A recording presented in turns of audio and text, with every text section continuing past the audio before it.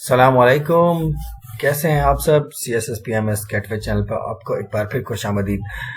Geometry, basic geometry में जो है कि एंगल्स को हम देखेंगे आज, और एंगल्स का टॉपिक हम देखेंगे। ये बेसिक मैथमेटिक्स के क्वेश्चंस होते हैं। इसके IBA का वन पेपर जो होता है, ये स्पेशली अब जो 5 to 15 का पेपर होने वाला है, उसमें भी हम जो है कि इसको देखेंगे।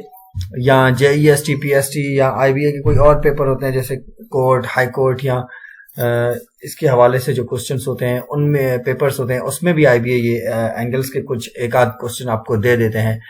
और ये वन पेपर में भी आता है अक्सर। FPSC में, PPSC में, SPSC के जो पेपर्स होते हैं उनमें भी इसका ये क्वेश्चंस आते हैं। तो इसके हम बेसिक्स को आप देखेंगे। CSSPMS गेटवे चैनल आपका अपना चैनल पे नए हैं तो चैनल को सब्सक्राइब करिएगा और बेल आइकन जरूर प्रेस करिएगा, ताकि टाइम टू टाइम इस तरह की वीडियोस आपको मिलती रहें और आपके इल्म में इजाफा होता रहे। सबसे पहले है एंगल डेफिनेशन। अब एंगल डेफिनेशन में, geometry is a branch of mathematics that deal with the study of shapes and their measurements. अब ज्योमेट्री जो है ना, ये मैथमेटिक्स की वो ब्रांच है जो शेप्स और एंगल्स और मेजरमेंट्स के हिसाब से चलती है या उससे डील करती है। It also focuses on the relative configuration of shapes and their spectral properties. We know that geometry is classified into 2D geometry and 3D geometry. Before dividing that, all geometrical shapes are formed by points. अब 2D हो या 3D हो, उनको जो है कि dividing करने से पहले ये हमें पता है कि ये जो शेप्स हैं ये सारी जो है कि पॉइंट्स के जरिए बनती हैं। ये लाइंस और रेज और प्लेन सरफेस के जरिए ये बनती है। When two lines or the rays converge at a common point, the measuring point, the measurement between the two lines is called angle. अब जो दो लाइनें हैं, वहां से जब दो लाइनें निकलती हैं उसको हम कहते हैं कि जो है ना angle.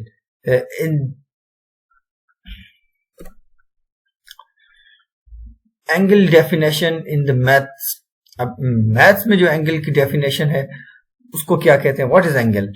In plane geometry, a figure which is formed by two rays or lines that shares a common end point is called angle. अब जो दो लाइनें हैं जिसकी कॉमन एंड पॉइंट एक ही हो तो उसको एंगल कहते हैं। The word angle is derived from the Latin word angulus. The word angle है जो Latin word angulus से निकला है, which means corner. The two rays are called the sides of angles and the common end point is called vertex. अब to जो है कि sides हैं उनको जो है कि रेज, साइड्स ऑफ रेज कहा जाता है, और जो एंड पॉइंट होता है, जो कॉमन पॉइंट होता है, उसको वर्टेक्स कहा जाता है। मैं आपको आगे बताऊंगा कि कौन सा वर्टेक्स है, कौन सा उसकी साइड रेज है। The angle that lies in the plane does not have to be in euclid space. In case if the angles are formed by the intersection of two plane euclid or the space, the angle considered dihedral angle. The angle is represented using symbol. इस symbol के जरिए angle को represent किया जाता है। The angle measurement between the two rays can be denoted by using Greek letter theta, alpha, beta, etc. If angles are measured from line, we can find two different types of angles such as positive and negative angle. अब positive और negative angles, positive angle कौन से होते हैं? If angle goes in counterclockwise, then it is called positive angle. अब positive angle क्या है कि ये जो लाइन है हमारी, एक स्ट्रेट लाइन इस तरह से हो और फिर यहां से इस तरह से एक और दूसरी लाइन हमारी इस तरह से जाए और ये एंगल इस तरह से बने, तो ये जो है कि हमारी पॉजिटिव एंगल होगी।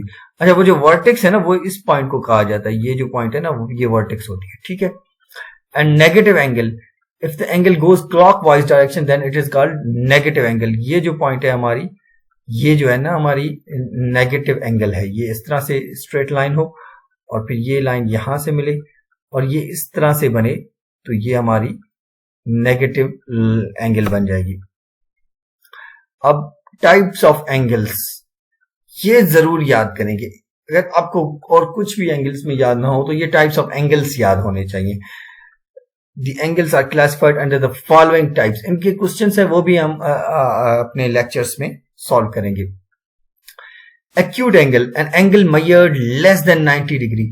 अब acute angle वो होता है जो less than 90 डिग्री होता है. Right angle, an angle is exactly 90 degree. अब राइट एंगल वो होता है जिसपे बिल्कुल जो ना राइट एंगल वो होता है जिसपे बिल्कुल 90 डिग्री हो, ना ऊपर ना नीचे. Obtuse angle, an angle whose measure is greater than 90 degree and less than 180 degree. अब ऑब्स्ट्यूज एंगल वो होता है जो 90 डिग्री से अबव हो और 180 डिग्री से नीचे हो. Straight angle, an angle which is exactly 180. Straight angle वो होता है जो एग्जैक्टली 180 डिग्री पे हो. और reflex angle, an angle whose measuring is greater than 180 and less than 360. Full angle is angle whose measured is exactly 360 degree. तो ये है हमारा acute angle. सबसे पहले ये जो एंगल है ना ये 0 से ऊपर है लेकिन लेस देन 90 है. 0 से ऊपर है लेस देन 90 है तो ये acute एंगल है. ये हमारा एंगल 90 है क्योंकि ये 0 और 190 ये इस तरह से क्यूब बन जाए तो मतलब आपकी दो लाइंस में अगर क्यूब बन जाए तो वो 90 डिग्री यानी कि राइट एंगल हो जाता है. Obtuse angle greater than 90 degree and less than 180 degree. अब greater than 90 degree and less than 180 degree तो ये आपका ऑब्स्ट्यूज एंगल हो जाता है. Greater than 90 and less than 180 degree. ये स्ट्रेट में जो लाइन होती है ये इस तरह से आपकी जो है ना 180 डिग्री पे ये हो गई तो ये स्ट्रेट एंगल होगी. और ये जो है ना आपकी ग्रेटर देन 180 है लेकिन लेस देन 360 है तो ये रिफ्लेक्स एंगल हो गई. और ये जो है ना आपकी दोनों तरफ से बराबर है. तो सॉरी थोड़ा सा ये मेरे इस पे माउस मेरा नहीं हो रहा एग्जैक्ट तो ये आप इसका ख्याल रखिएगा. तो ये फुल रोटेशन जिसमें आ जाए तो वो 360 डिग्री आपकी जो है कि हो जाती है और वो आपकी होती है full angle. Thank you very much. ये आपके एंगल्स का बेसिक हमने आपको बताया है आईबीए की पॉइंट टू 15 के लिए और बाकी एग्जाम्स के लिए ये आपको बहुत काम आएगा. और चैनल से जुड़े रहिएगा ताकि आपको टाइम टू टाइम इस तरह की जॉब्स की प्रोफेशन के हवाले से इंफॉर्मेशन मिलती रहे. दुआ में याद. अल्लाह हाफिज.